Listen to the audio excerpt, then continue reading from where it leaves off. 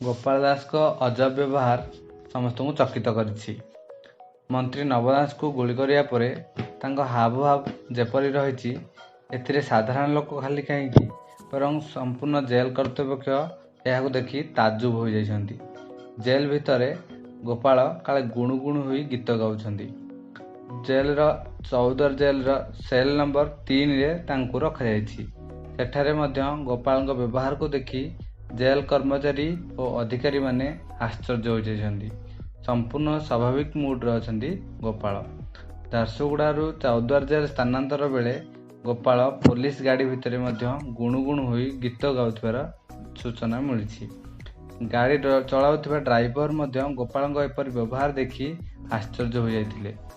Jail ଭିତରେ ଗୋପାଳଙ୍କ ଉପରେ 24 ଘଣ୍ଟା ନଜର ରଖାଯାଇଛି। ଏହା ପୂର୍ବରୁ ନାର୍କୋ ଟେଷ୍ଟ ପାଇଁ ନେବା ବେଳେ ଭୁବନେଶ୍ୱର ବିମାନ ବନ୍ଦରରେ ନିଜ ଖବର ପଢ଼ି ଗୋପାଳ ଯେଉଁଭଳି ଭାବରେ ହସିଥିଲେ, ଅନେକଙ୍କୁ ଏହା ଚକିତ କରିଥିଲା। ଆଉ ଏହା ଗଣମାଧ୍ୟମର ଶିରୋନାମା ପାଲଟିଥିଲା। ଆହୁରି ଏକ ଆଶ୍ଚର୍ଯ୍ୟକର କଥା ହେଲା, ଏ ଯାଏଁ ଅନେକ ଥର ଗୋପାଳଙ୍କ ପାଖରେ ପହଞ୍ଚିଛନ୍ତି ଗଣମାଧ୍ୟମ ପ୍ରତିନିଧି, କିନ୍ତୁ କୌଣସି ଥର ସେ ମିଡ଼ିଆ ଆଗରେ କିଛି ବି ମୁହଁ ଖୋଲି ନାହାନ୍ତି। ଚୌଦ୍ୱାର ଜେଲ୍ ନେବା ବେଳେ ଓ ତା ପୂର୍ବରୁ ବ୍ରଜରାଜନଗର ସ୍ଥିତ ଘରେ ତଦନ୍ତ ବେଳେ ରିପୋର୍ଟରମାନେ ଗୋପାଳଙ୍କ ମୁହଁକୁ ବୁମ୍ ଦେଖାଇଥିଲେ ମଧ୍ୟ ସେ କିଛି ପ୍ରତିକ୍ରିୟା ଦେଇନଥିଲେ। ଉଦାହରଣ ସ୍ୱରୂପ ସେ ଚାହିଁଥିଲେ ନିର୍ଦ୍ଦୋଷ କିମ୍ବା ବେଶ୍ କିଛି କଥା ମଧ୍ୟ ପ୍ରକାଶ କରିପାରିଥାନ୍ତେ। ମାତ୍ର ତାଙ୍କ ପାଖରେ ବୁମ୍ ଥିବା ସତ୍ତ୍ୱେ ସେ ପୋଲିସ ଓ ମିଡ଼ିଆକୁ ଏଡ଼ାଇ ଯାଇଥିଲେ ଓ ପ୍ରୋଟୋକଲ୍ ମାନି ସୁନା ପିଲା ଭଳି ଆଗକୁ ଚାଲି ଯାଇଥିଲେ।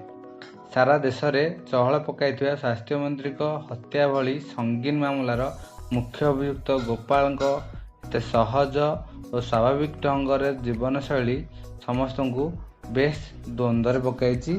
ଏଥିସହ ଏହା ମନସ୍ତତ୍ତ୍ୱବିତ୍ମାନଙ୍କୁ ମଧ୍ୟ ଚକିତ କରିଛି।